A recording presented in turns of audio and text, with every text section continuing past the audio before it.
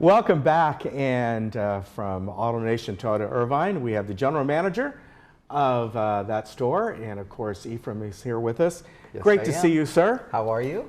Good. How about yourself? I'm great. It's always good to come visit you guys. Yeah, I love it. And you know, last time you were on, we talked about the Vietnam veteran Larry Keys, and we're going to be doing a segment with him, and then show that maybe next week or the week after. Yeah, and we showed a little bit of that last week. That was kind of neat. Yeah. I think that lends perfectly into our core values of, you know, people matter more than anything else. Yeah, and he's a special guy. I love that we're doing a little sequel to that today, and so thank you for doing that with me. I think it's fun to show the local area neighbors that, you know, Larry, of course, is a Laguna Woods resident, and he's unique and special, yes, but you know what? Everyone needs someone else to care for him, and so that's what we're all about. Yeah, that's so true. We're going to talk about, speaking of caring, recalls. Yeah.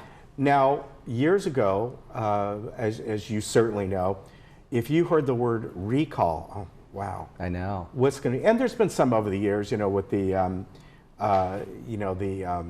I can't even think of it now. Brake pedal thing that happened years ago, Yeah, the brake pedal one, and then the airbags and all that. There are major ones, but there nowadays, are very important ones, you bet. And I know even on vehicles that I've had, you get these recalls on them, and you're like, wait a second, this is like something very, very minor. You read what it is. Right. But that's really evidence of how much better the whole system is now. Am I right? It's true, and how much more detailed everything is in terms of a car's components and its ability to keep the occupants safe while you're driving. Yeah. And it's true that NHTSA had the big airbag problem, you know, and whether it's a big airbag recall or you get a notice for just a recall and you're trying to decipher whether or not, you know, I need to just, you know, stop what I'm doing and go to this store. Either way, it's no charge. It is something to do with your safety because the National Highway Transportation Department has decided that there's something about your car that needs your immediate attention because there's a safety concern. Right. And that means you go right into the dealership. We have parts and the remedy either electronically or in its parts replacement to just address that and take care of it. And I think that's important. I mean, because we talked about before we were on air here about before no one cared about it. I mean, whether you were buckled in the car or not, I mean, those things, that's terrible. Yeah. But I remember, you know, Mom pressed the brake real hard and bam, I went right into the dash. I still have that mark on my Remember when dashes, I don't know if you remember this, I think I'm a little older than you, but you didn't, years and years ago, you didn't have padded dashes. No. In fact, that became kind of a new thing in the late 60s, and a lot of people watching, they looked really cool because they were all like, you know, kind of that they were made mid-century of metal. modern and stuff, but they were made of metal. And that was the second most damaging collision in any accident was you hitting the inside of the car. I mean, it's true. Yeah. So thank God, you know, I came across someone the other day who was in a real, you know, devastating collision, and the airbags in one of the cars that were involved went off, and then the other one it didn't. And neat that it was the Toyota car that didn't deploy, because it realized it wasn't a catastrophic enough accident to go to all the last resort of the safety level, right? And in not doing that, because the other person, you know, did have their eardrums burst, a broken nose, because in an old Kia, and I'm sorry to say it by name, they didn't have sophisticated airbags with different deployment. And subsequently, a collision just alerted that the car needed to deploy those airbags, and that's why certain cars and the innovators of today's safety is without question the leaders in the world, the people that develop and these high technology safety is Toyota and Mercedes-Benz. And because of that, you know, again, this occupant didn't have the deployment, walked away with nothing more than a minor bruise because the seatbelt cinched up, kept him in the seat, all good, buying another car because the car was crumbled around him, but walked away perfectly. And you know what? That's satisfying.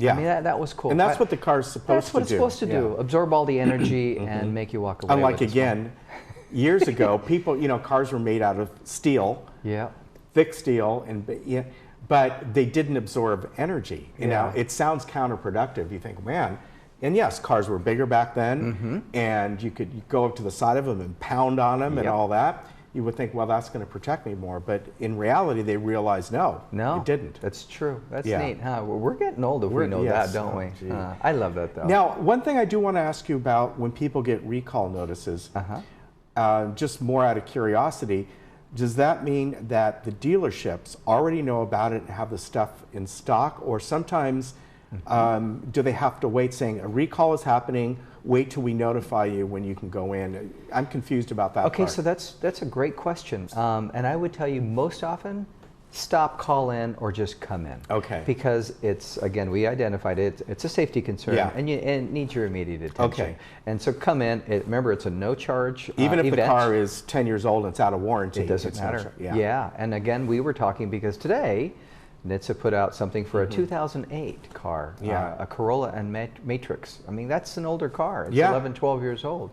But apparently it has a safety concern, and we ask you to stop what you're doing. Come on in or give us a call. We'll take care of it. I can tell you how old that is because Yeah. Remember, there was the Pontiac version of that car that Toyota built. That's for right. them. That's I exactly forget the name of it, and then Pontiac is no longer. That's true. Right? Well, actually, it was that car. You're right. Was built in Fremont. Yeah. And it was a Toyota vehicle, but they subletted part of it so that Pontiac or General Motors could rebadge it. But it was a Toyota. Yeah. It was. Yeah. I remember that. That's yeah. Right. And I know that facility up there. You know, we're at that point in time, the transition. 2019s are saying goodbye. That's right. 2020s are coming in, and good time. It Labor is a Day good time. weekend, all that. Labor Day all comes together. weekend, the biggest rebates of the year so far. So that's kind of cool, and we all need that for assistance. And again, I would just do and let everybody remember that when you come in, one of the things that I'm glad that all 188 associates that work at Irvine Toyota That's know. a lot of It people is, there. and I'm grateful for that. As we teach and mentor them to have the elegance of people and, or rather of treating others super well, is that, you know, you'll get our best and lowest price without having to arm wrestle for it. You know, no one should pay more than they should, and so they won't. Right. And I'm real passionate about that. Yeah. You know, no one wants to buy something today, wake up tomorrow feeling like, I pay too much. Right. That's true. That's why, Ken, I think it's important that I show up here.